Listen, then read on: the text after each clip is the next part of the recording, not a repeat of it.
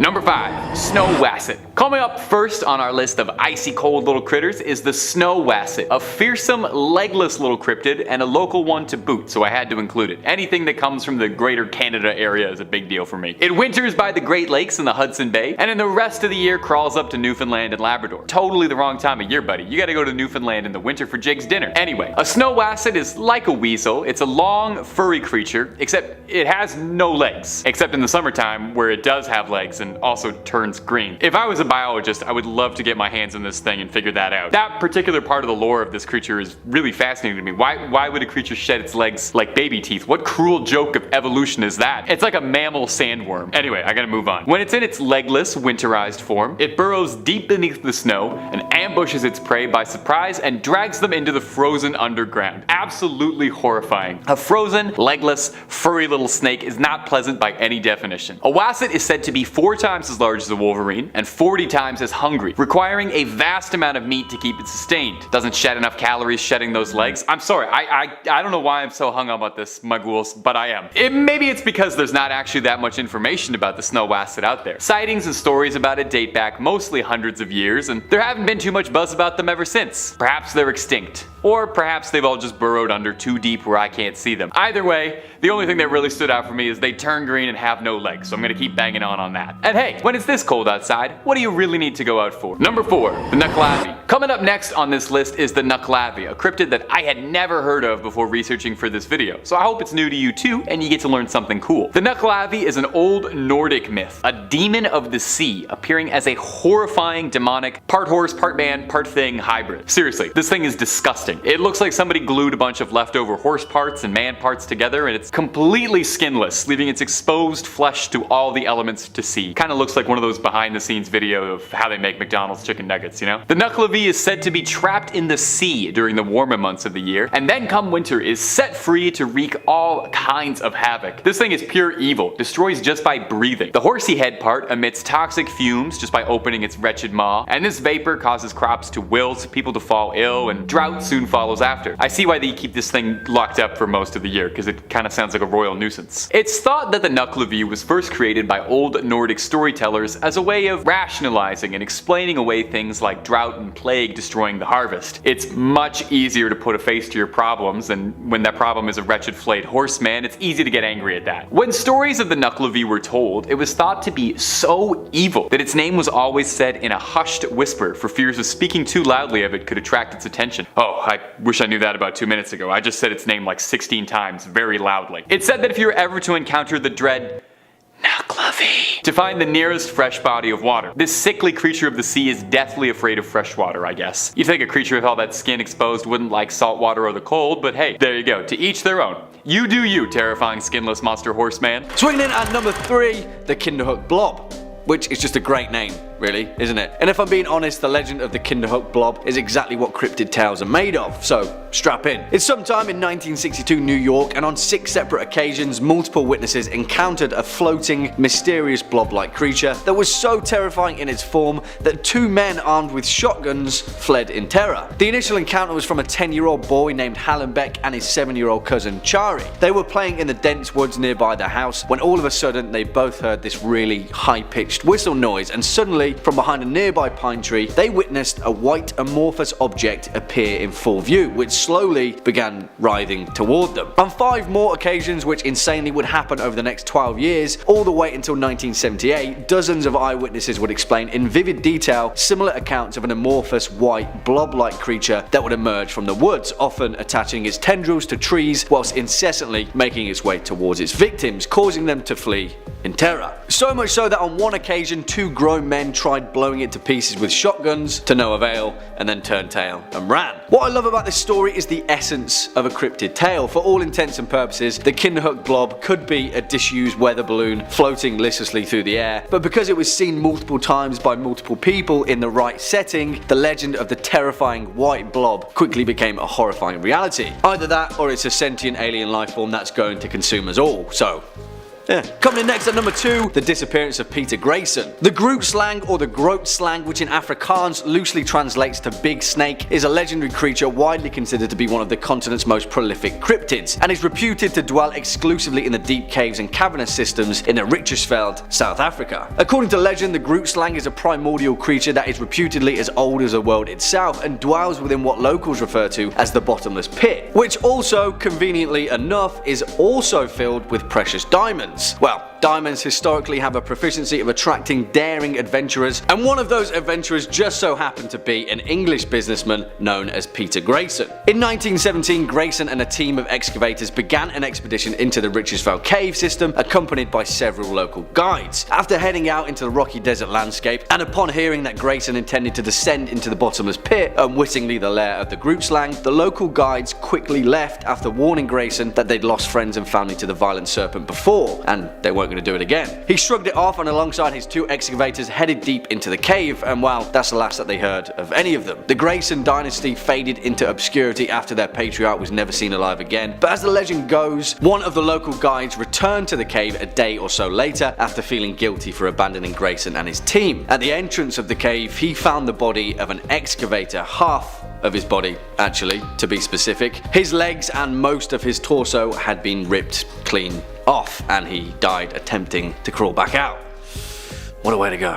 And finally, coming in at our number 1 spot, the legend of Yuri Grando. And I just have to tell this cryptid story because it's one of my favourites, and it's also considered to be one of the first historical instances of vampirism. As the legend goes, Yuri Grando Aljovic was a villager and poor peasant from the region of Istria, which now makes up modern day Croatia. Historically, he was referred to as a strigoi, strigon or strigun, a local word for something that resembles a vampire and a warlock. Sometime around 1656, Yura died due to an unknown illness, but according to legend, he regularly returned from the grave at night as a vampire to terrorize his village until his decapitation in 1672. The legend tells that for 16 years after his death, Yura would rise from his grave by night and terrorize the village. The village priest Giorgio, who had buried Yura 16 years previously, discovered that at night somebody would knock on the doors around the village, and on whichever door he knocked, someone from that house would die within the next few days. Eventually, the villagers rallied after witnesses saw the corpse of Yura roaming the streets, and led by the town's mayor, chased and tried to kill him with a hawthorn stick, but failed to pierce his supernatural flesh. The next night, 9 people went to the graveyard and dug up Yuri's coffin, finding a perfectly preserved corpse with a smile on its face. It was Yura, with pristine white flesh and no signs of decomposition. They tried to stake him once more, but witnesses noted that the stick would not penetrate its flesh. Eventually, the villagers were so terrified and kind of fed up with his vampire antics that a brave villager known as Stipan Milicic took a saw and decapitated the corpse. As soon as it tore Yura's skin, the vampire screamed and blood began gushing from the cut. Allegedly, a man that was presumed dead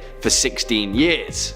Yeah, that one's pretty worrying, right? Kicking off at number 5, the Silver Woman. And this story comes from a police motorway patrol woman from Portsmouth, England, who explains that her career regularly confronts her with situations that are both bizarre and unnerving. But this one kind of takes the cake. On the 25th of November around 6:30 PM during a routine speed camera set up in the Portsmouth city centre, her speed trap began picking up random tracings of non-existent objects in pitch black darkness, hurtling past her vehicle at around 30 to 40 miles per hour. Now, I know what you might be thinking, the device was obviously malfunctioning, but that wasn't the case, and our police officer had already thought of that. She trained the camera manually back onto the road surface to see what had been picked up, and she was shocked to discover that on the screen was what could only be described as humanoid figures running up and down the street at about 40 feet ahead of the vehicle. Strangely enough, they seemed to have a silver appearance to them, almost shimmering and translucent. She looked out of the window and again, nothing was there, but when she looked back at the screen, about 10 feet away from the vehicle was one of the same silvery entities standing motionless, facing away from the van, hulking and breathing in a strange fashion, as if they were weighing up taking on the police officer. What were they? Well, we'll never know, and when she played the tape back for her fellow officers, the silvery entities were nowhere to be seen. Yeah, I've got no clue about this one. Coming in at number 4, the folk monster. Now, Bigfoot is obviously the heavy hitter of the cryptid world. People have devoted their entire lives to hunting down the elusive mountain creature, stretching all the way across the wildlands of North America, as well as similar instances across the planet. But there is one little town in America that seems to be the hotspot for these sightings: Folk, Arkansas, and in 1971 it became the scene of its most terrifying legend. Meet Bobby Ford, a man who vehemently claims he's seen Bigfoot, or a version of it, describing it as 7 feet tall, ridiculously fast, and covered in long brown hair.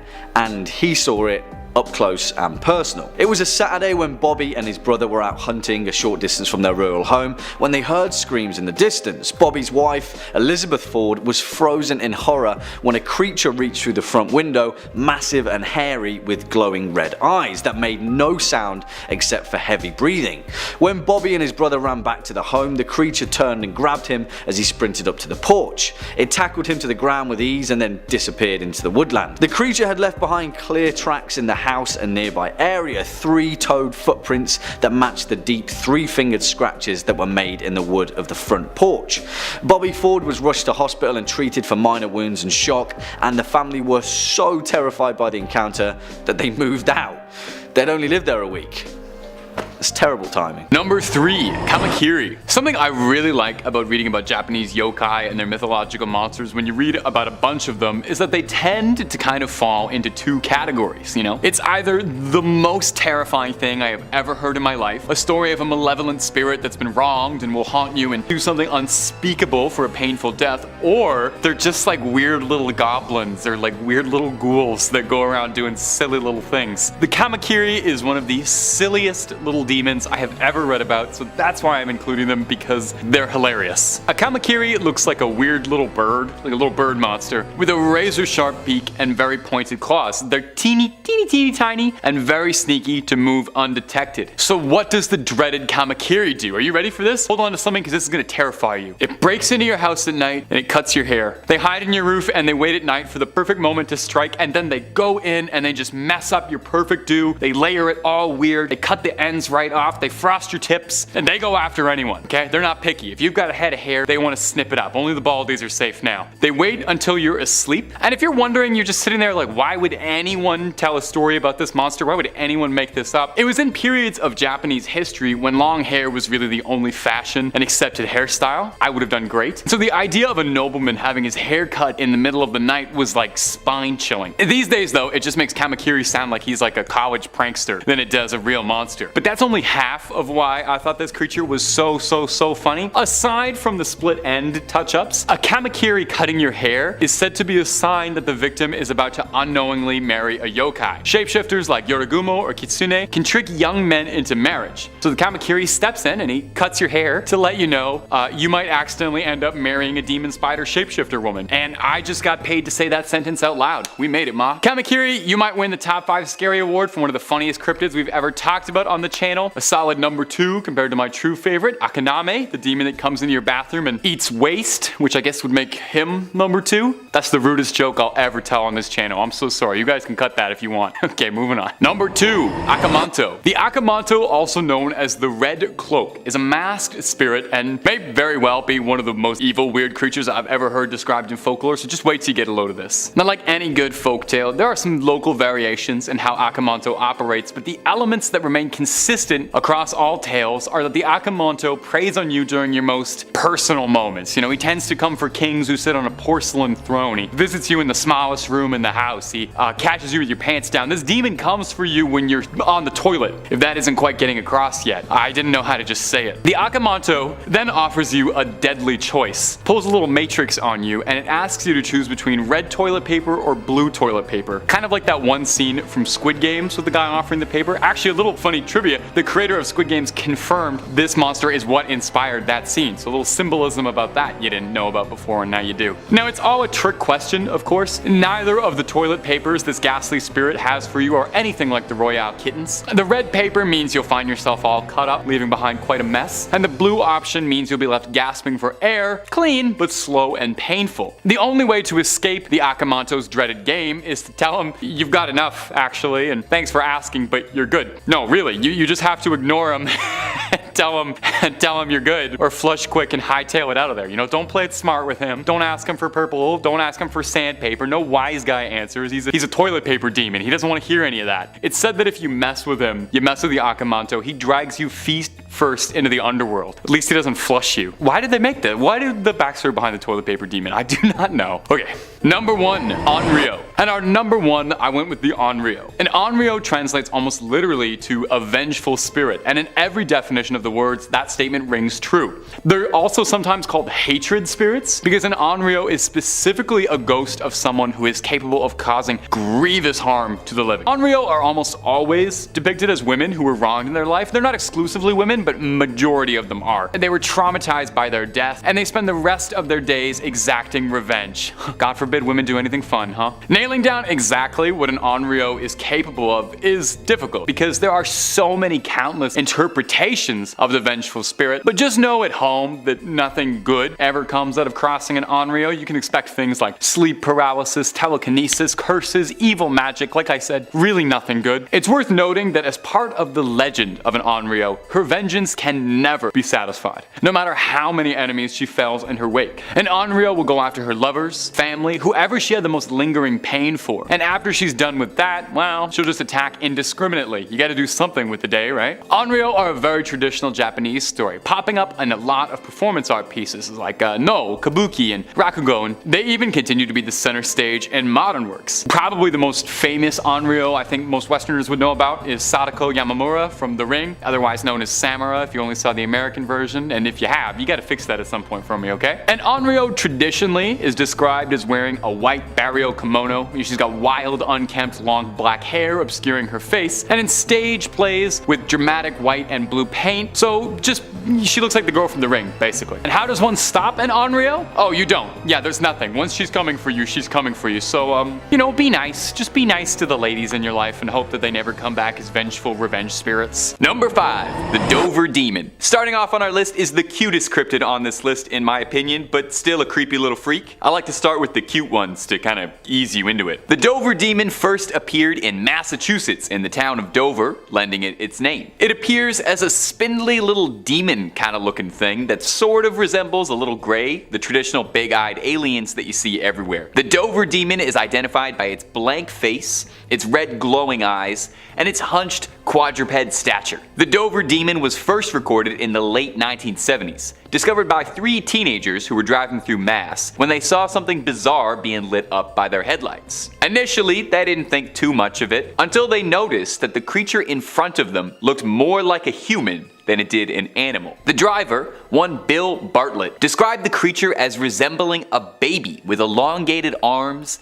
tan, sandpaper-like skin, which was coarse looking, and no nose, ears, or mouth to speak of on its bulbous, enlarged head. Bartlett claims that he only got a good look at it for a few seconds before it vanished off into the night. Now, there are some who speculate that the Dover Demon is capable of rendering itself invisible or camouflaging itself because of the description of this story, and that during daylight it prefers to hide itself in the trees of Dover. Now, bizarrely, I think some skeptics write off the Dover Demon by claiming it was just a baby moose being seen at an odd angle or under strange conditions. And I don't know if I really buy that. I've never seen a baby moose at night in headlights, but I have seen a baby moose. They would have a bulbous head or front-facing eyes, and a baby moose doesn't have that, so I don't know if it's all that. A more pressing question, I think, is if the Dover Demon is a cryptid or perhaps a visitor from another planet, because it does look a lot like the descriptions of the little grays. Now, there's a bigger philosophical question there. Are aliens cryptid? Let me know about that in the comments below. Number 4, Goatman. Up next on our list of cryptids that'll keep you from sleeping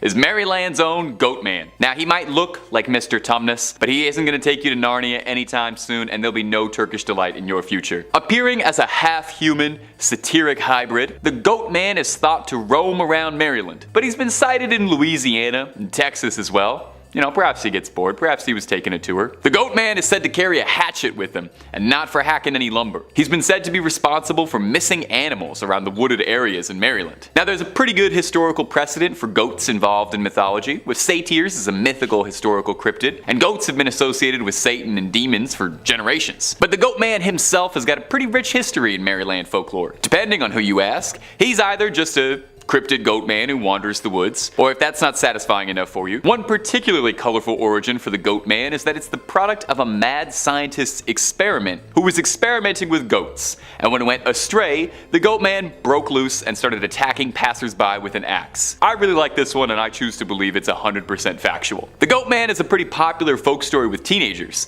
with urban legends describing the beast hunting down those who are looking to spend a little quality time at Lover's Lane. It's said he'll come and bleat ya. Bleat, like beat. It's a goat pun. It was pretty bad. Do goats do that, or is this sheep? I'm not sure. You know what? I shouldn't be practicing here. We're gonna move on from this. The goat man still hasn't been seen as much in recent years, and I sincerely hope that he's still out there. Coming in at number 3, we have Mongolian death worm. The Mongolian death worm, also known as its native name, Olgoi, meaning intestine worm, due to its red blood-like color and size, which is the size of an intestine. It has often been described as around 2 to 7 feet long and possesses the ability to spit out a corrosive yellow saliva and generate blasts of electricity. Mongolian nomads believe the giant worm covers its prey with an acidic substance that turns everything a corroded yellow color. Legend has it that as a creature begins to attack, it raises half of its body out of the sand and starts to inflate until it explodes, releasing the lethal poison all over the victim. It is said that the livestock and humans are its main prey, and because Mongolia had been under Soviet control until 1990, there is very little known about the cryptid. Nobody is entirely sure what the worm actually is, with some experts claiming it to be fake due to the Gobi Desert being too hot an area for annelids to survive. Some have suggested it might be a skink, but they are said to have little legs and scaly skin, whereas witness accounts have specified that the worm is limbless and smooth-bodied. In 2005, an expedition from the Center for Fortean Zoology crossed 1,000 miles of the Gobi on the track of the death worm. They concluded it was likely a large unknown type of worm lizard, and the powers that were attributed to it were apocryphal. Coming in at number 2, we have ahul. The ahul, or the ahul, is a winged cryptid often portrayed as a giant bat or even a flying primate depending on the variation. Tales tell of it living in the deepest parts of the jungle of Java and can be found across most of Indonesia. Subspecies can be found on the neighbouring islands of New Guinea in the form of the ropen, a presumed cousin to the ahul. The ropen aptly translates to demon flying and is also said to be a big bat, or more commonly a pterosaur. It is said to produce a light, possibly to attract fish. The ropen is said to have a long snout, large wings, and a long thin crest. It has a distinct face that has features of both a chimpanzee's and a bat's, large dark eyes, red-skinned wings, large claws on its forearms, and is covered in grey fur. It is also noted as having a wingspan of 18 to 28 feet and is said to be the largest bat known to mankind. Now back to the ahuls. They are said to be covered in a thick brown or black fur much like fruit bats, but unlike bats have a long, powerful legs and claws and are supposedly capable of pouncing on and snatching up living prey, including humans. Sightings of these winged beasts are often dismissed simply as mistaken glimpses of owls, eagles, and other large birds of prey that inhabit the rainforests. However, many sources can confirm that the beast does in fact exist, and may even be an isolated and undiscovered species. And finally, coming in at number 1, we have black shuck. Black shuck, or old shuck, or simply shuck, is the name given to an unknown creature which is said to roam in East Anglia. It is one of the many ghostly black dogs recorded across the British Isles. The black shuck is often recorded as an omen of death, and some occasions a more companionable animal. Although it is classified as a cryptid, there have been various sightings and reports of the animal's appearance throughout the United Kingdom. For centuries throughout England, many have told tales of large black dogs with malevolent flaming eyes are often depicted as red or sometimes green. According to reports, the beast varies in size and stature from that of simply a large dog to being the size of a calf or even a horse. Other accounts report that black shuck as floating on a carpet of mist, or even appearing headless. According to folklore, the shuck haunts East Anglia, primarily coastline, graveyard, side roads, body of water, and dark forest. W.A. Dutt, in his 1901 Highways and Byways in East Anglia, describes the creature, I quote, "He takes the form of a huge black dog and prowls along the dark lanes and lonesome field footpaths where, although his howling makes the hearer's blood run cold, his footfalls make no sound. You may know him at once, should you see him, by his fiery eye. He has but one, and like the Cyclops, is in the middle of his head. but such an encounter might bring you the worst of luck. It is even said that to meet him is to be warned that your death will occur before the end of the year. As I stated before, the black shuck has been reported many times, with one of the most notable reports being the appearance at the churches of Bungay and Blyberg in Suffolk. On August 4th, 1957, black shuck was said to have burst in through the church doors to a clap of thunder. He ran up to the nave, past a large congregation, killing a man and a boy and causing the church steeple to collapse through the roof.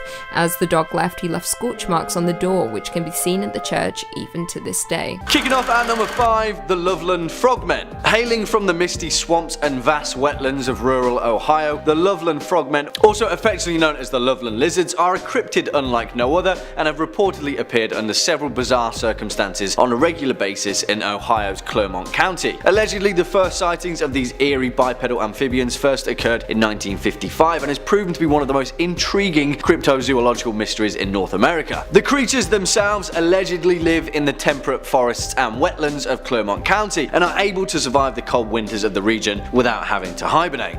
Useful. During their first sighting at approximately 3:30 AM, a local businessman was driven down a lonely stretch of road, running alongside the Miami River on the outskirts of the small town known as Loveland, Ohio. Suddenly and out of nowhere, the man claimed to have witnessed 3 bipedal quasi-reptilian entities emerge from the dense reeds and begin to congregate by the side of the road. The man slowed down and turned out his lights as he pulled his car up to a curb to observe these creatures further. He claimed that they stood between 3 and 4 feet tall, were covered with leathery skin, and had webbed hands and feet. Their most distinguishing feature though was their distinctly frog-like head, which the man claimed bore deep wrinkles where their hair should have been. Well, since then, over 5 more sightings of the Loveland frogmen have occurred over a 60-year period. What do you guys think?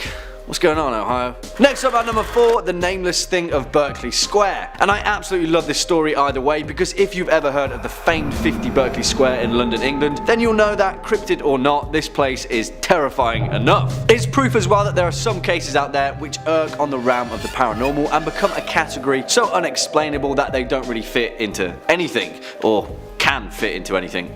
I don't know, it's pretty nebulous. Either way though, the haunted legacy of Berkeley Square has featured ghosts and poltergeists the world over, and it's widely considered to be one of the most haunted places in England. But there is one particular instance that takes the cake, the Nameless thing of Berkeley Square. A tale that takes place in 1840 when a 20-year-old Sir Robert Walboys got into a drunken dare in which he had written off Berkeley Square and its paranormal reputation as a whole load of Kaiser Soze. He put money down that he could spend the night in the building's most cursed and haunted second floor, and so the next evening did exactly that, with a pistol in his hand.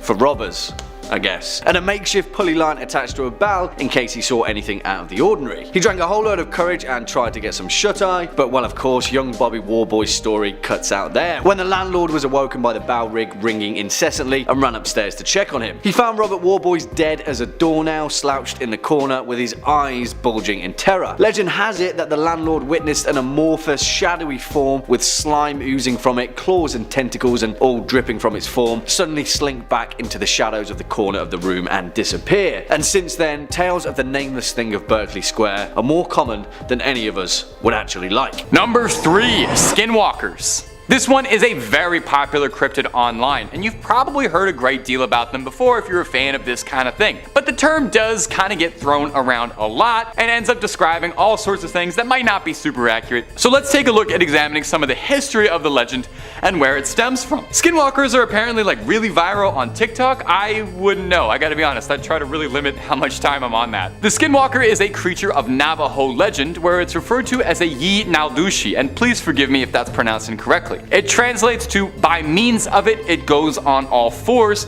referring to their tendency to walk like an animal. Navajo witches and skinwalkers go against traditional Navajo values and are seen as the antithesis of their core beliefs. As well, it's worth adding, legends of skinwalkers and Navajo witches are not particularly well known or well told outside of indigenous communities, and some indigenous advocates and groups are not the biggest fan of their folklore and cultural history being made into fodder for ghost stories. Animals commonly associated with skinwalkers are coyotes, wolves, foxes, eagles, owls, or crows, but skinwalkers are said to be able to have the power to assume the form of any animal they see fit. Now, a variation of the legend surrounding the creature is that they're able to extend this ability to taking the face of a human victim, which is extremely scary. Some legends say that skinwalkers gain power from a victim's fear and that they prey on those who are afraid. And some state that looking into the eyes of one will cause your body to seize up, overtaken by the fear, where it will then attack you. On TikTok, as I've come to understand from some very intensive research and definitely not just goofing off at my desk watching TikToks of cats falling down on my phone, is that skinwalkers are popularly thought to be a creature imitating humans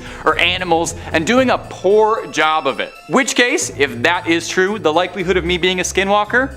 Sky high. Number 2, Mongolian death worm. Our next entry is a cryptid whose name really says it all. If you ever hear something get described as a Mongolian death worm, you have to figure that is probably not the friendliest form of life out there. For starters, it sounds like it would be way more at home in the dunes of Arrakis than it would be on our Earth. That one's for my Frank Herbert heads out there. The creature is also called owasset, which translates to large intestine worm, which is, that's just lovely.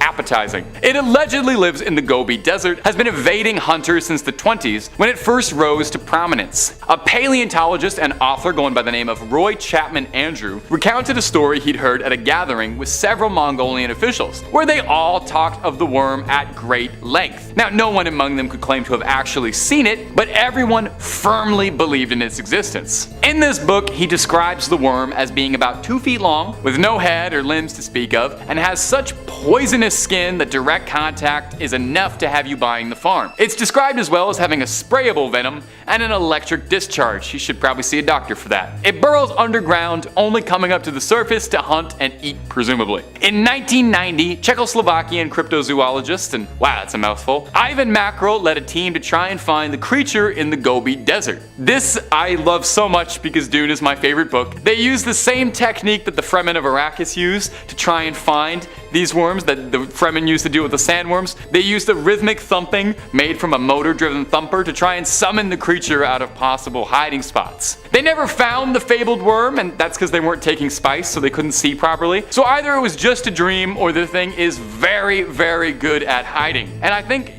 with a little work, that could make a fun expression. Oh, it's as hard as trying to find a worm in a desert. We'll workshop it. Number 1, gashodokuro. And our final entry is gonna come from Japan, and as a fabled mythological creature, and may I just say, is one of my favorite mythical monsters I've read about in a while. As soon as I was reading about this thing, I started texting my friends. I was so excited about it. This thing is a real-life Dark Souls boss fight. Maybe I'm outing myself as way too much of a nerd here, but this thing is where the inspiration for High Lord Wolnir and Grave Lord Nito of Dark Souls fame came from. I couldn't resist throwing it out there. Sorry, guys. Formed from tens of thousands of bones of fallen soldiers, the gashodokuro is a massive titan of a beast, a gigantic skyscraper-sized skeleton. Is that not the coolest thing you've ever heard? A giant which wanders around the countryside during the darkest hours of the night. Their teeth chatter and their bones rattle, which is why the translation for their name translates loosely to rattling skull. You'd have to imagine though, you would probably hear this thing chattering its teeth from a few hundred miles away. You'd hear it in the next town over. It's said that the gashodokuro is born when mass amounts of soldiers die on the same battlefield. Their bodies rot in the fields and they don't receive proper funerary rites. As such, their souls are filled with torment as their bodies lay face down in the muck, and that malice permeates their bones, causing them to twist and mend into unnatural ways, clumping together to eventually form the humongous skeletal monster of a boss fight, the gashodokuro. Now,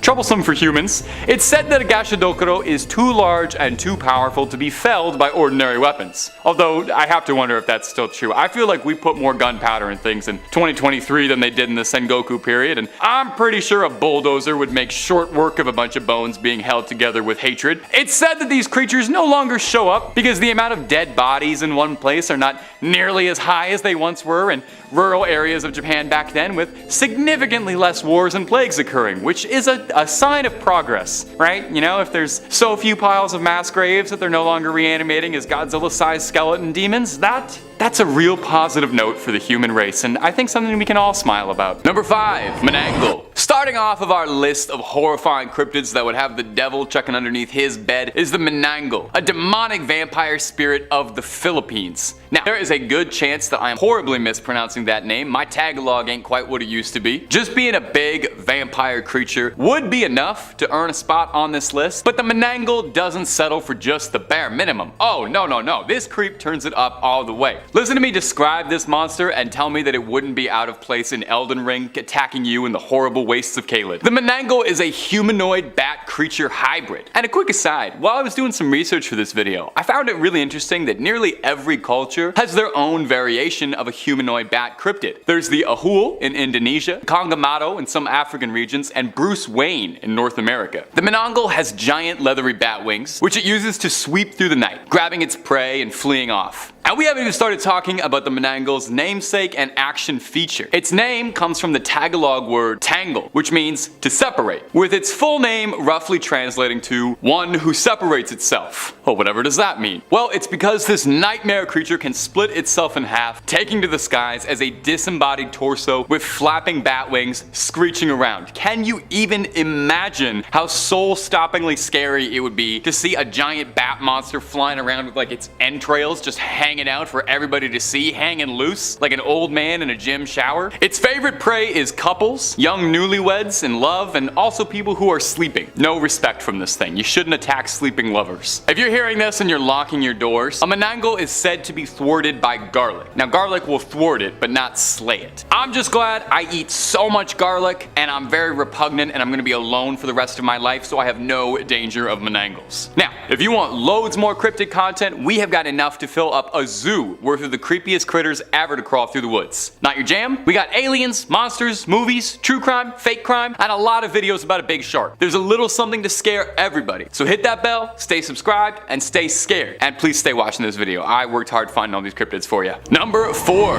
jorogumo. One of you delightful little ghouls in a previous video left a comment suggesting this one for me, and I thank you so much for putting me on the trail of this cryptid. I wouldn't have heard about it before, so shout out to the Phantom Spectator for this one. The jorogumo is a monster of Japanese folklore that's kind of like a succubus, but with a bit more of an arachnid twist. I can't say the name of what jorogumo translates to and stay within YouTube guidelines, but just know that it is extremely funny. I will give you a hint. Oldest profession spider. Ask your parents. Jorogumo is considered a yokai, basically a Japanese demon. It's a powerful shapeshifter, maintaining the form of a beautiful young woman to seduce its prey and able to transform into a vicious spider to finish the job off. What's she like to eat? Well, she has more acquired tastes than flies and grasshoppers. The jorogumo likes young, handsome men who are lonely and looking for love. When in her humanoid form, she'll seduce them, invite them back to her lair, and well, you can probably guess how it goes. The folklore behind jorogumo is fascinating. In Edo period Japan, spiders were considered to be mythical creatures with alien abilities, which, I mean, come on, totally reasonable. And it was said that the older a spider gets, the more powerful and potent its abilities would become, kind of like a wizard. A jorogumo is a spider that's lived for hundreds of years to be able to shapeshift, and she doesn't even look a day over 25. Not bad. An old folktale tells the story of a woodcutter who fell in love with a woman he met at a waterfall. He visited her every day but grew weaker with each visit. A priest accompanied him one day, and when a spider thread reached out to the woodcutter, the priest yelled, warning the woodcutter that the woman he loved was a dreaded jorogumo. Already ensnared by her spell, he persisted and ran towards the waterfall, where he was entangled in the web and never seen again. Number 3, a chenu. A chenu is an algonquin creature of folklore a bit similar to a wendigo, but with some fun regional twists. While both creatures hunt in wooded northern areas and are both commonly associated with the wintertime, a wendigo is usually depicted as a stretched out, emaciated monster, whereas a chenu is depicted as being massive, very furry, and only getting larger and larger the more it eats. Actually, reading that back now, I realize that's not terribly impressive. Most things get larger and larger as they eat. Much like a wendigo though, a chenu is thought to have been formerly a man who was turned into a beast, either through their greedy ways, refusing to feed the starving, or for those who give in to the darkest of temptations and consume human flesh willingly. A chenu is described as looking like a cross cross between an old man and a beast, large and imposing in appearance with big chunks of their own flesh missing, possibly self-inflicted. They cover themselves in the forest, hiding themselves with leaves, bark, snow, pine needles, until they look like a horrible lint roller of the woods that walks upright. Interestingly, unlike a wendigo, it's thought that the process of turning into a chenu can actually be reversed. There's some good news. In some folk tales, the way to cure a chenu is a special medicine that can cause them to vomit up their frozen heart and vomit up the flesh that they've consumed, causing the afflicted to revert back to their human form in a sight that is no doubt disgusting for everybody. But if this isn't possible, if you don't have this medicine on hand, or it's just not feasible to trick a chenu, you can also get it to eat salt, which will apparently melt it from the inside. Poor chenu. You're forced to live a tormented existence as a snow monster, isolated from your former friends, doomed to hunt on your former species, consuming only the darkest meat available, and you can't even order a little bit of salt for your dinner, eating a totally flavorless diet. I got nothing but sympathy for you, chenu. Number 3, kamaitachi. I think it's really fascinating what each culture's cryptids look like, you know? Each culture creates cryptids and they all put their fun little spins on it, and whenever I get to make these videos, I learn all sorts of really cool mythological stuff that I'd never heard of before, and I sincerely hope you get that out of these videos too. I'd never heard of this next one, the kamaitachi, but I am obsessed with it now. Coming to us from Japan, this yokai, which is like a Japanese type of demon, appears like a weasel except with razor sharp sickle-like claws, like a real-life Sneasel from Pokemon. I'm actually amazed there's no Pokemon directly based on a kamaitachi. They seem like perfect for it. They have spiny fur, similar to a hedgehog, like prickly little needles, but they bark like a dog, and their claws could not be any sharper, and they're sickle-shaped. And also, a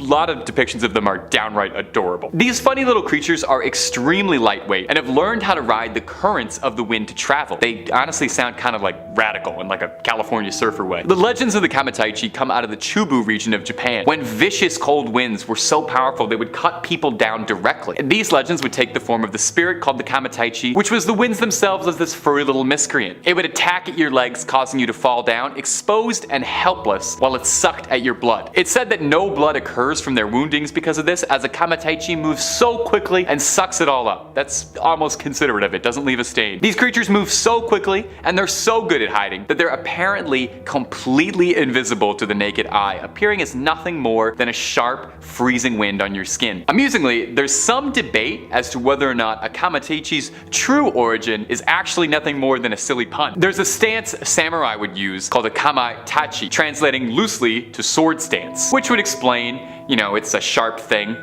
I don't know where the stance comes in, but it's sharp. However, there are legends all throughout Japan, throughout many regions, all telling stories of creatures that ride the wind and attack humans, and the sickle weasel remains among the most popular and among the most adorable. Sorry, kamaitachi, you are just so cute. If anybody knows where to get like a stuffed toy of this little guy, please comment under the video. I need to know. Number 1, the yeti. Coming in at the number 1 spot, a mainstay of any trip to the mountain, the yeti. I mean, who else could possibly take the number 1 spot on a list about winter cryptids? Maybe Rudolph the Red-Nosed Reindeer. Does he count as a cryptid? I guess he was. Maybe he's more like a mutant. Anyway, a yeti is an American manufacturer specializing in outdoor products such as ice coolers, vacuum insulated drinkware, and I'm reading the wrong one. Sorry. Let's do that again. A yeti refers to an ape-like creature thought to live in the mountains in the Himalayas, standing upright like a man and walking on 2 legs, and is usually pretty big, like 8 feet tall, with long arms, broad feet, and long brownish hair and sunken eyes. It kind of sounded a bit like me, to be honest. While it's pretty common to draw a yeti as just being like a big giant white gorilla, they're actually pretty different, and most traditional depictions of a yeti color it with darker fur. They're probably one of the oldest cryptids out there that's still talked about so fondly, with stories of yetis going all the way back to 326 BC, when Alexander the Great sought out to capture one to see for himself while he was conquering the Indus Valley, although he was told that no yeti could survive at an altitude low enough to meet him, and Alexander wept, for there were no more yetis left to conquer. It's got several names. It's sometimes called a Sasquatch, or in the West it's popularly referred to as an abominable snowman, although that's a term by British officers who were stationed in the Himalayas, as no natives to the regions call it that. The name yeti possibly comes from the Tibetan words yeti, meaning a man-like animal, or from meti, meaning bear in some Nepalese and Tibetan dialects, which would make a good bit of sense, as it's thought that a number of yeti sightings over the years that led to it being such a widely recognized cryptid could actually just be bear sightings being mistaken in the frosty air. In fact, there's a theory that yeti sightings are from hybrid polar bears that had bred with grizzly bears, which has been recorded to happen, just not really anywhere where yeti sightings are really made, so kinda up in the air. In Sherpa tradition, it's said that a yeti is a powerful, mystical being, and a yeti can choose to whom it will make itself visible to, choosing to only appear to those who believe in it. So if you're ever trekking the Himalayas and worried about an attack, here's a little advice for you: just don't believe in it. Although there are a good number of people who believe that the yeti are an intelligent enough species that just want to be left alone to their own devices, living peacefully in the mountains. Number 5, kamaitachi. I love doing videos and lists like these ones because I get to spend a lot of time researching into these different cultures and cryptids I never really would have known about without these opportunities, so thanks for watching stuff like this so I can keep on doing them. That's my greedy reason behind it. I just like learning. Our first cryptid from the land of the rising sun is going to be the kamaitachi. This yokai appears as a weasel with razor sharp sickle-like claws. If you're a Pokemon head, big Pokemon fan, Sneasel from 2nd Gen, the dark ice type, he's based on a kamaitachi. They've got spiny fur similar to a hedgehog, and they bark like a dog, and they have razor sharp claws. These adorable, funny little guys are extremely lightweight, lighter than the wind itself even, and as such,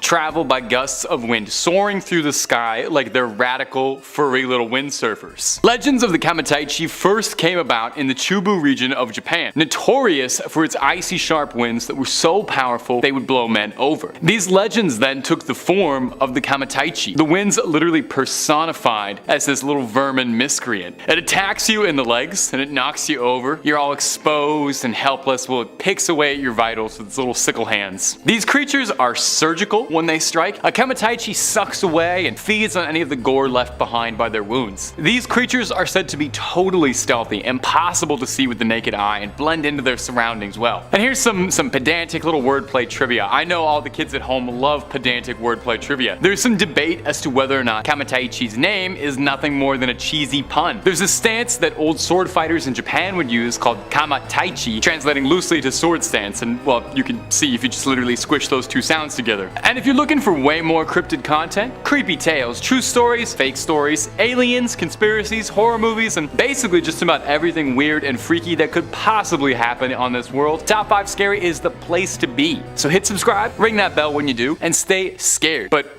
also stay watching this video, okay? Nothing I love more than seeing you guys watch them all the way to the end. Now let's keep going. Number 4, teke teke. Coming in next is going to be a fairly newer urban legend, but it gripped me so much I had to include it in this. It's the teke teke. Teke teke is a legend about the ghost of a student who was slain when she fell onto a railway line, where she was then split in half by a train. No easy way to say that, might as well just get it out of the way. Much like an onrio, which, hold on to that thought for now, we're going to come back to that in a minute. She's a vengeful spirit of a wronged woman who lurks train stations at night, stalking out for her victims. She drags herself across the ground using her arms, dragging the spine sticking out of her torso, scraping across the ground, making a horrifying ticka ticka ticka ticka ticka ticka sound from where she gets her name. And you thought that was just like a cute little sounding name, didn't you? Nope. Try if you can. Just try to get the mental image out of your head of a ghost girl clawing along on just her hands and elbows and her spine following along behind her. She's also carrying a giant sickle with her, so there's that too. She's really not much of a farmer, so I'll tell you right now, she's not using that for crops. If she finds you, Teke Teke will chase you and slice you in half. Whoops.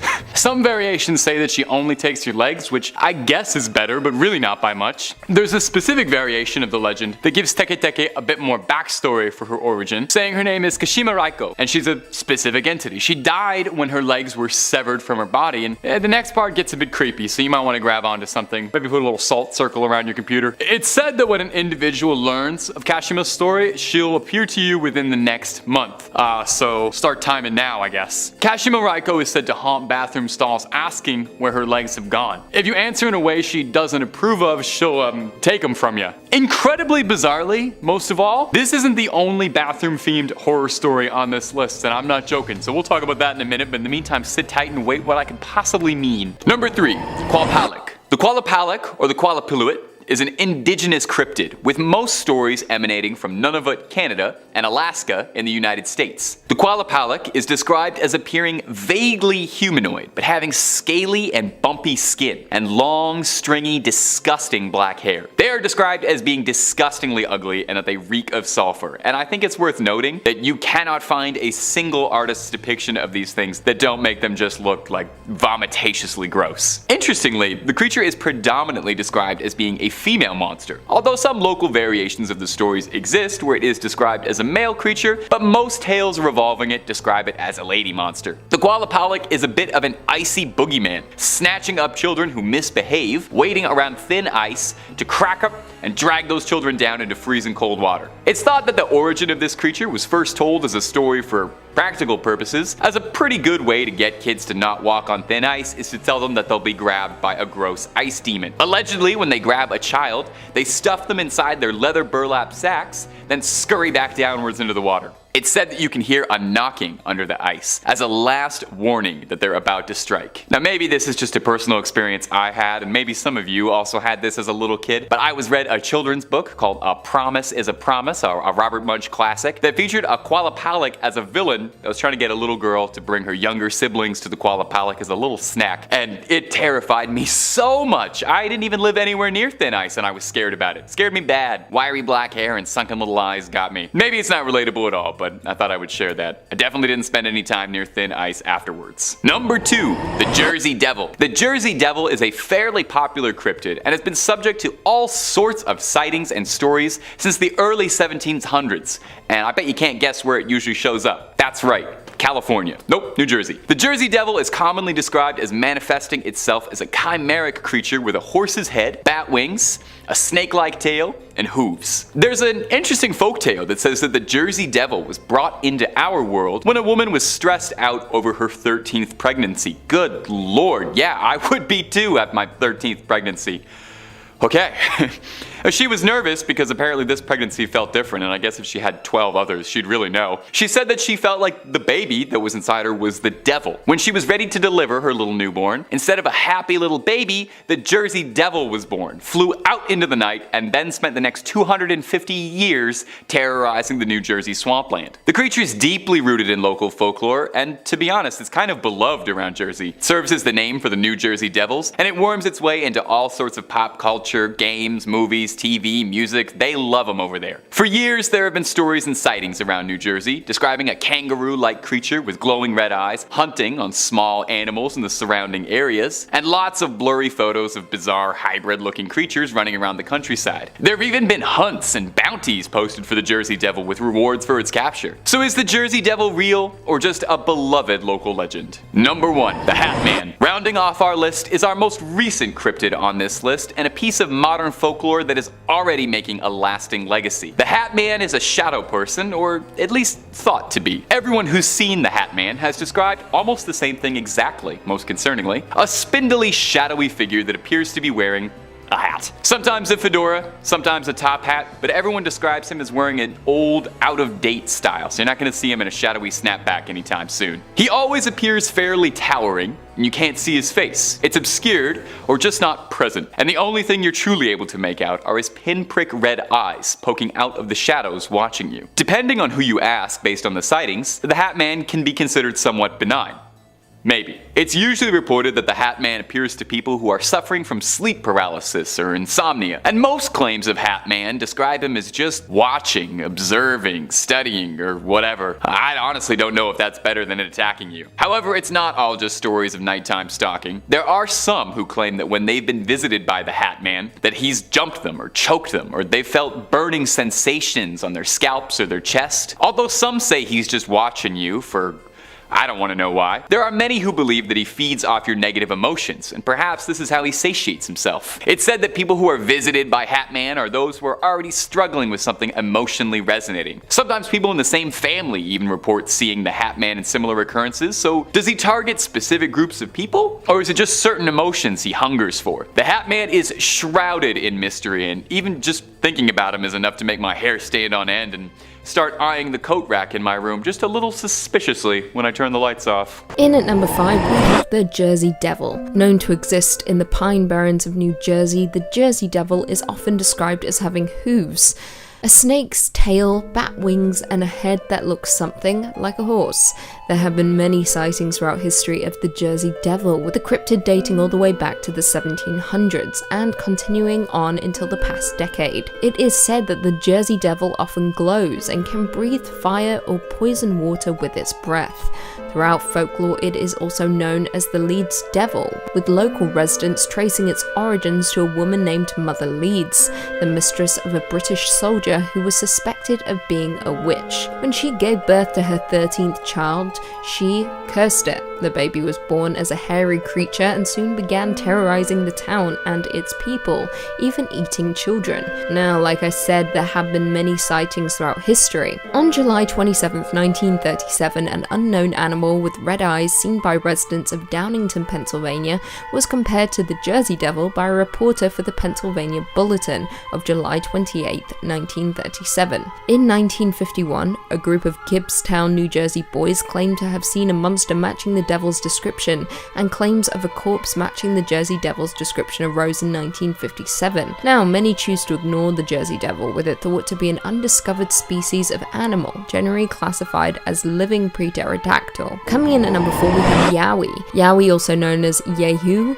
Yuri, hairy man, or Yahoo, is a fanged humanoid creature or great ape featured in Aboriginal mythology along with Australian raptors or Burrinjaw. It is considered to be the Australian Bigfoot and contains many primate-like features, indicating that it is an undiscovered species of great ape. Yowie is described as being one of the most aggressive Sasquatch species and has been reported ripping the heads off of kangaroos and dogs. In the past, it has been described to be around 7 to 9 feet tall, with a large red mouth and talon-like claws, according to Aboriginal legends.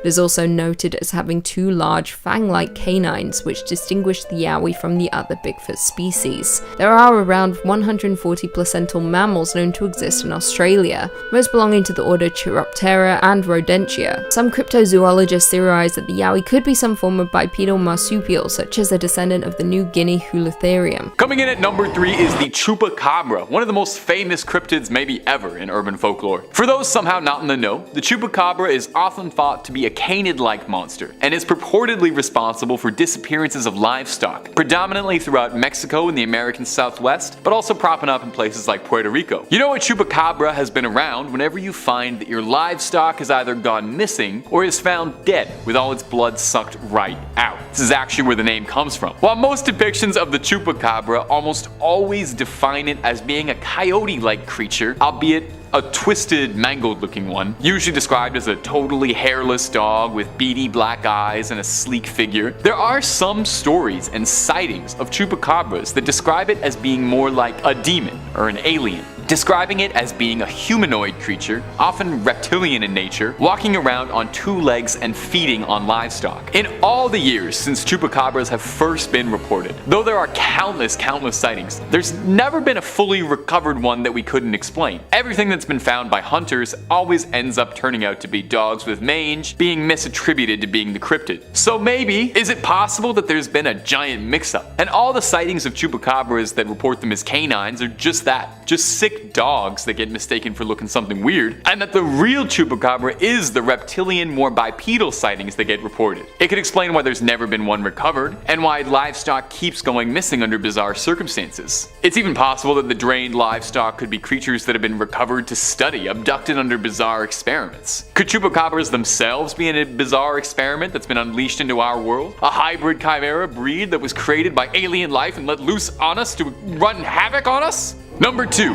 the Dover Demon. The Dover Demon looks outright like an alien, maybe more so than anything else on this list. Its description describes it as a pale, naked, leathery creature with a giant watermelon-esque head and no discernible facial features outside of 2 gigantic eyes. Kinda looks like Roger from American Dad. It looks like the exact depiction of a little gray man. The first ever sighting of the Dover Demon was in 1977 in the small town of Dover, Massachusetts. One Bill Bartlett was driving down the road with his friends late at night, until they saw something bizarre creeping along a low wall wall of loose stones on the side of the road. Initially, Bartlett assumed that it was just a cat, one of the most often mistaken creatures for cryptids. But as the headlights shone on it, he realized it wasn't like anything he had ever seen. The creature slowly looked up to stare at him, and he described it as having peach-colored skin with a rough texture akin to sandpaper. Not long after initially seeing the Dover demon, it disappeared almost into thin air. The creature vanished. It's been wondered, actually, by cryptozoologists after this sighting if perhaps the creature had some sort of camouflage ability or some sort of transportation ability even. Given the extreme resemblance to little greys, the alien most commonly described as being the ones responsible for most abductions, could it be possible that the Dover demon was something scouting out, a creature looking out from above the stars? Could that possibly explain why the creature was able to vanish so quickly? Was it just a remarkably sneaky little fella? Or is it possible that it was technologically advanced in some way, or being backed up by someone else who beamed it on back to whatever ship it came from? And finally, at our number one spot is the Flatwoods Monster, a creature that has long since thought to be alien in origin, and not a cryptid as some have said. The Flatwoods Monster was first sighted in West Virginia because of course it was. Everything creepy is in West Virginia. West Virginia is nothing but beautiful, the most picturesque mountains you've ever seen in your life, and horrifying monsters all the way down. John Denver forgot to tell you that part in them songs. The Flatwood Monster was described as being 10 feet tall and roughly 4 feet wide. It's described as being more mechanical in nature than it is organic, kind of a Darth Vader deal going on. Its most notable feature is its giant head with two gigantic glowing eyes, described as either bright red or bright green depending on who's telling the story, and it's got a giant cowl in the shape of a spade behind this big orb, making it look like a big weird alien vampire. Its body was armored with thick vertical pipes, and it's got spindly little arms. The first ever sighting of the Flatwood Monster was in the 50s, 1952 to be specific. 3 boys saw something flailing out of the sky, hitting the ground nearby. The boys went home, and one of them told their mother that they thought they'd seen something fall from the sky, maybe an asteroid, and they wanted some help to go check it out. Always a good idea to ask permission from your mom first if you're gonna go check out an alien. Stranger Things kids would have saved themselves so much trouble if they did that. They gathered a small search party together, just in case, and the group gathered and sought out the farm where the object landed, and eventually made their way to the top of the hill, where they saw a large ball of fire and reported smelling some mist that was making their eyes burn. A person in the search party then noticed that there were 2 bright glowing green eyes that were floating around in the trees, and he flashed his light to unveil what was hiding in the dark. They were then treated to a full view of the Flatwood Monster in all of its horror. The creature then hissed at them and flew upwards into the night, never to be seen again. Now, over the years, detractors have claimed that the Flatwood Monster could just have been the darkness playing tricks on people's eyes, and that it could have been just a barn owl obscured by shadow. I definitely kind of see that. I see a similar enough face shape. Barn owls are kind of weird looking, but I feel like the size would be hard to misunderstand. Plus, that doesn't really explain off the mist that was making everyone's eyes burn, or the strange thing that fell from the sky. If you ask me, there's a lot more to say the Flatwood Monster is an alien than there is to say it's an owl. Number 5, Mothman. We had to start with a classic. He was either going to be number 5 or number 1, and I figured we'd get him out of the way first. He's maybe one of the most universally recognized and classic cryptids out there. He's West Virginia's unofficial mascot, and he's as beloved as the Appalachians and buckwheat pancakes. You've probably heard of Mothman a bunch before, but do you know his backstory? You know where his legends and his legacies start? Unless you're a West Virginia native, maybe not, so let's shed some light on the Mothman, because he would probably love that. He's a moth, he's drawn to it. Most Mothman fans agree that his first reported sighting was in the 1960s, 1966 to be exact. The story goes that a young couple, one Roger and Linda Scarberry, had been driving around at night when they saw a large creature whose eyes were glowing red, standing at the side of the road near the site of an old World War II munitions plant. Linda described this being as being 7 foot tall, muscular, with giant wings and nightmarish glowing red eyes. Upon being illuminated, the creature pursued them all the way to Point Pleasant. Now, one isolated sighting does not make a cryptid legend, so it was probably the repeated sightings that propelled our favorite moth into legend status. For the next few weeks, Virginians kept reporting sightings of a bizarre, large, bird-like creature with glowing red eyes. On December 15th, 1967, the Silver Bridge in West Virginia collapsed, with several locals conspiring that the Mothman was involved, and could be seen flying away from the crime scene. I always thought he was benevolent, just like a fun, guy. I didn't know he did stuff like that. This is unwelcome news. Maybe it's just because we all like the idea of him so much. He does look weirdly cuddly, but Mothman is an absolutely beloved figure to West Virginia and cryptid fans fans all over. He's kind of larger than life, and it's easy to forget that the first initial sightings and reports of him was that he was a paranormal threat intent on harming humans, considering just how adorable he is now. He's got movies, stuffed toys, and even a festival in his hometown dedicated to celebrating our favorite freak. And if you're looking for more stories of freaks of nature, or the nature of freaks, stories too good to be true and stories too true to be good, well, we've got all of that and then some on Top 5 Scary. Click through, I guarantee you'll find something you like, and then subscribe and stay scared if you do. But hey, keep watching this video first because we got way more cryptids to get through before we hit the credits. Let's keep going. Number 4, the rougarou. Oh, that is so fun to say. Say that at home with me around. Rougarou. Oh, rolls off the tongue. Our next entry takes us deep into the swamps of Louisiana. Deep beneath the brush of the bayou, amidst all the flies, crawfish, toads, and gators, lies something sinister in the sunshiny Pelican State. Alright, I'll knock that off. I won't do that for the rest of the video. I won't torture you. The rougarou is a centuries-old cryptid, a more Cajun answer to the werewolf. The name rougarou actually is a direct link from the French word for werewolf, loup-garou, shifting over time. If you L to an R if you can hear it there, I don't know. My accent's not great. The history of the rougarou can vary greatly, with differing legends and conflicting fables telling different stories of the beast's origins or motives, but it can all be traced all the way back to medieval France. Back in those days, a lot could go wrong. Lost crops, your livestock goes missing, your children go missing, your house burns down, all your investments in cryptocurrency go up in smoke and all your apes get stolen. Any number of terrible things could happen to a French medieval peasant. And when that would happen, instead of cursing out or lashing out at the sky, you would blame the rougarou for your troubles. It's very easy to pin all your problems on an imaginary werewolf. I do that all the time. I stub my toe, I curse out a werewolf. Villages would capture people who they believed to be acting strangely, or even sometimes just somebody who lived out in the woods, and pin all the blame on the village's problems on them for being a werewolf. So unfair, the discrimination werewolves receive. This tradition of blaming an invisible werewolf for your problems led to the rougarou becoming a fixture in legends passed down from French Catholics, mostly about behaving. Stories would be told of how if you didn't behave, you didn't follow your parents' rules, the rougarou would come and he'd snatch you from your bed in the middle of the night and carry you off in the woods. Or sometimes he's like a very Catholic monster. If you didn't adhere to the rules of Lent every year, your sinful ways would see you transforming into a rougarou. So it's a Catholic werewolf born out of naughty behavior instead of being bit by one. How exactly someone like transforms into a rougarou is not made super clear, like if it only happens on full moons or if it's a one and done kind of thing and then you're a furry for life. All that's known is that the rougarou is a deadly creature of the night, stalking the swamps, giving pause to travelers who dare explore the bayou late at night. But hey, so long as you mind your P's and Q's and you promise to give up whatever you said you would for Lent, you and the rougarou should be headed in different directions.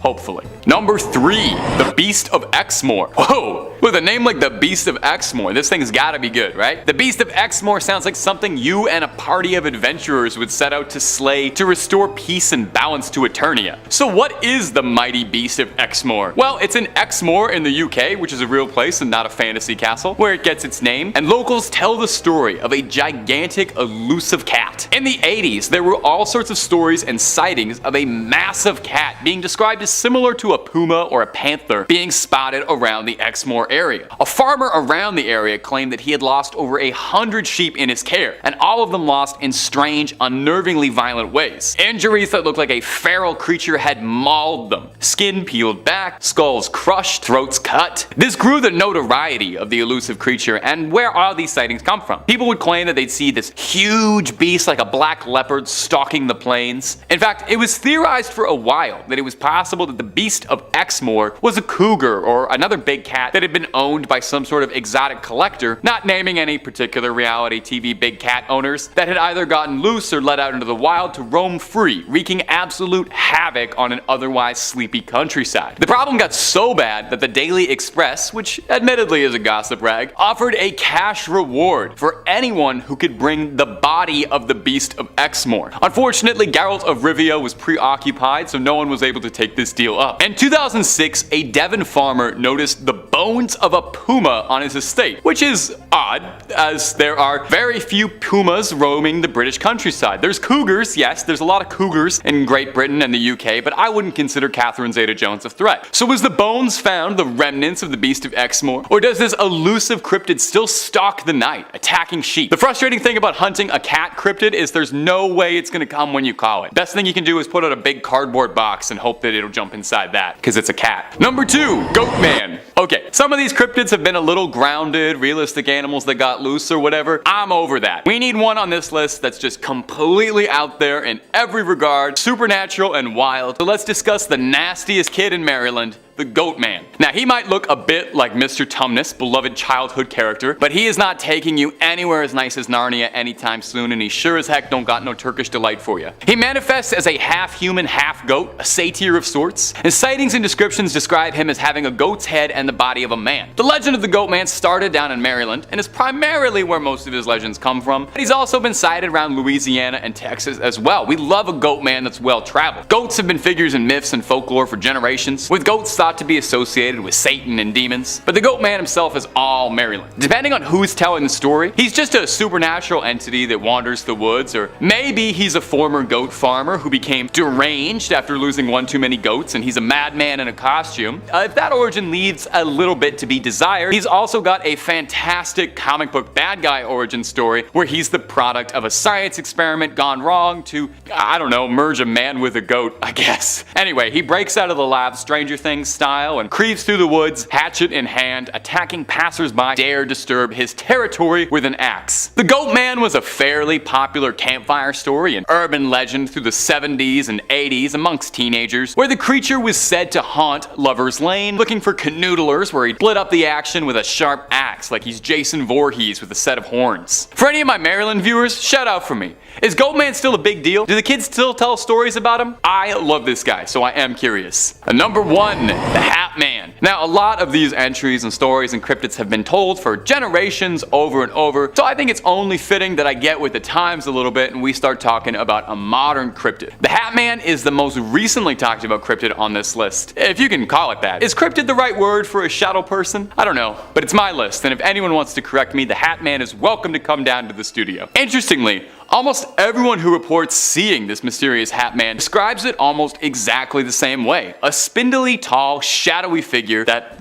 is wearing a hat, hence the name. Some people see a top hat, some see an old, like, newsman's fedora. Everyone says his attire is out of date by a century or two, so no new era fitted on this guy. You can't see his face at all, just shadows, and the only thing you can make out are his dead, pinprick eyes, shining red in contrast to the darkness of the rest of his physique. And he is watching you. Now, what does the Hat Man do besides checking in on you at night? People who report seeing him appear to be people who are suffering from sleep paralysis or insomnia, and most sightings or reports describe him as being benign, if not terrifying. Watching you, studying you, what have you. There are some, however, who claim that he's not just a visitor and he's a little more sinister than that. Some people tell stories of getting an appearance from the Hat Man and feeling choked or burning sensations on their scalps or chest, or just feeling like a general overwhelming terror and nausea, which I think is totally reasonable if there was a shadow demon in the corner of my room watching me. Now, some people who've seen him claim that he feeds off your emotions, and that the people who are visited by the Hat Man are those who are already struggling with something like great stress or mental illness, which is probably definitely not made better by a shadow demon. Sometimes people in the same family claim that they can see him. So what's he doing? Is he targeting specific people, or is it certain emotions that he hungers about? Thinking about him already is enough to make my hair stand on end and squint at the coat rack in my room when I turn the lights off. I think I'm gonna sleep with just the lights on tonight, just to, like, be safe and make sure my cats don't bump into anything or anything. Number 5, the Fresno Nightcrawlers. Starting off the list is going to be my favorite cryptids in the whole wide world, the Fresno Nightcrawler. If you've never seen footage of them, it's going to change your life. Look at them. Look at the way they stride around like a pair of pants that came to life. These things are the absolute perfect cryptid to me. There's never been a story of them hurting anything or anyone. There's no livestock that goes missing when the Nightcrawlers are around. It's just some chill dudes going for a late night stroll. I can really get down with the lifestyle that the Fresno Nightcrawlers are about. The Nightcrawlers were first spotted spotted in Fresno, California, which makes a lot of sense why they're called that. They've been mostly spotted in California almost exclusively, a couple times, save for one reported sighting in Poland, so must have been a pretty long walk they were going on. The first recorded sighting was by a man in Fresno named Jose, who claimed that during the night he heard his dogs freaking out at something outside. He went to go see what his dogs were making so much noise about, and through a security camera system in his home, he saw the two little crawlers making their way around. He woke up his brother to come watch the footage as well, but by the time he'd awoken, the creature was already gone. The next morning, they called in investigators to inspect the lawn and the footage, but there was absolutely no trace of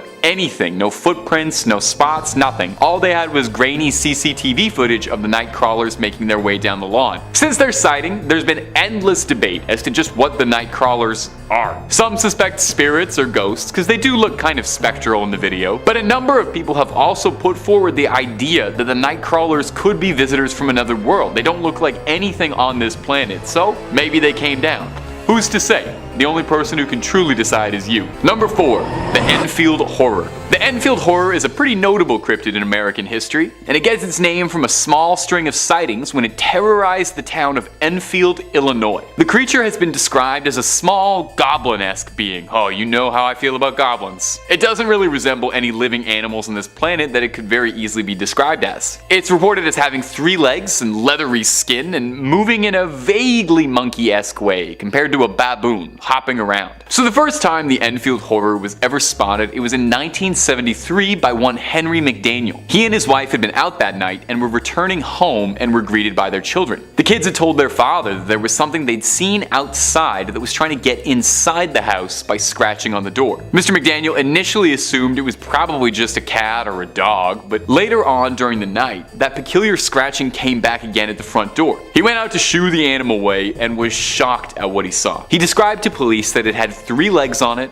a short body, 2 little short arms, and 2 pink eyes as big as flashlights. It stood 4.5 feet tall and was grayish colored, and it was trying to get into their house. McDaniel saw this weird little thing and thought best to rid the world of it and fired at it. He claims he struck the creature, telling police that, "When I fired that first shot, I know I hit." He says the creature hissed at him, claiming that it sounded like a wildcat hissing, and then proceeded to bound away in long leaps across the yard. The next day, police were alerted to the story and sent over to investigate the yard as to what happened. They didn't find much, but they did find 3-footed tracks throughout the yard. So just what on earth was the Enfield Horror? Or is that the operative word? Was it of this earth? Could it have been some animal that had lost a leg and was injured limping around? Or is it something that had slipped out of an enclosure from a UFO and was hopping around our planet looking for a new meal? Next up at number 3, the Grey Man of Ben Macdui. Ben Macdui in Gaelic, Mountain of the Son of Duff, is an awe-inspiring peak of the Scottish Highlands, staking the claim as one of Britain's highest mountains and the highest of the Cairngorms National Park. It's been scaled by countless people throughout history, but there are those that claim that there's something more sinister living out on the mountain. The Grey Man of Ben Macdui, and it doesn't like visitors. The creature is said to be at least 20 feet tall, and one eyewitness to the creature's presence, a respected professor and mountain climber named Norman Colley, said that he was first aware of something following him during his ascent after hearing strange footsteps behind him. Alone, isolated on the mountain, something was following him. And it wasn't human. The footsteps were laborious and delayed, as if that whatever was following him was much, much taller than he was. When he saw it, he described the Grey Man as vaguely human-shaped, brown in hue and fur, and shrouded in a strange grey mist. In 1945, a similar thing happened to a renowned mountain climber named Peter Densham, who described the exact same encounter with the exact same creature.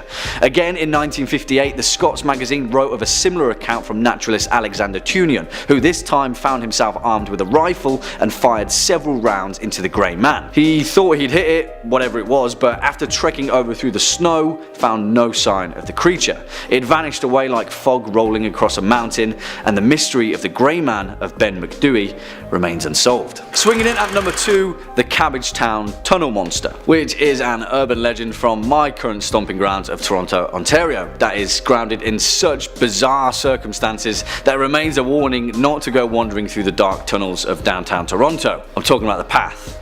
Ever. Don't go there. In 1978, in the eastern Cabbagetown district of Toronto, a 51-year-old man known as Ernest had a terrifying encounter in the network of tunnels that sprawl beneath the city. He had been out searching the neighborhood for a missing kitten that him and his wife had been raising when he stumbled across a tunnel entrance and decided to explore. After venturing 10 feet into the gloom, Ernest suddenly came across a creature that looked somewhat like a long, thin monkey, around 3 feet in height, with large teeth and covered in grey fur. It had unsettling eyes, he described, that peered out of the darkness in a bright orange hue. Even more unsettling, Ernest claimed that the creature spoke to him. "Go away, go away," it said in a hissing voice before slinking down a tunnel off onto the side. Ernest was reluctant to come forward with his story. He was a respected member of the community and he feared that he'd be ridiculed by his peers, but after being convinced by a friend, he spoke to the Toronto Sun, and a group of journalists and investigators followed him into the same tunnel. Although they didn't see the creature, they did see that the narrow tunnel led to a strange, gloomy chasm that dropped into the unseen sewer system below. And even stranger, they found the maimed, half-eaten carcass of a cat buried loosely beneath the dirt and debris. It permeated the legend of the Cabbagetown tunnel monster, and whatever it was, we may never know for sure.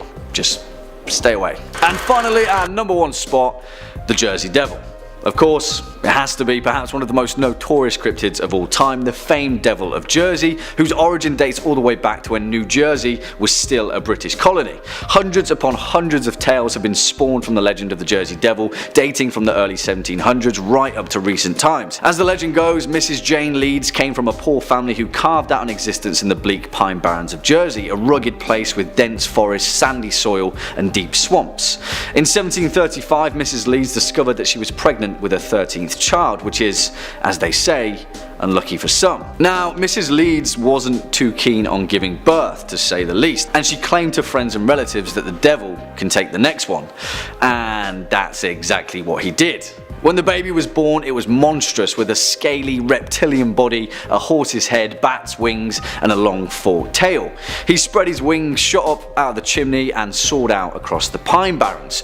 The legend of the Jersey Devil was born. Now, whatever you think of this cryptid, truth or urban legend, it's the frequency that the Jersey Devil appears in contemporary folklore that is important. Hundreds of people have reported sightings of a strange bat-like creature with wings and a forked tail, flapping its wings across the pine barrens and cackling into the night.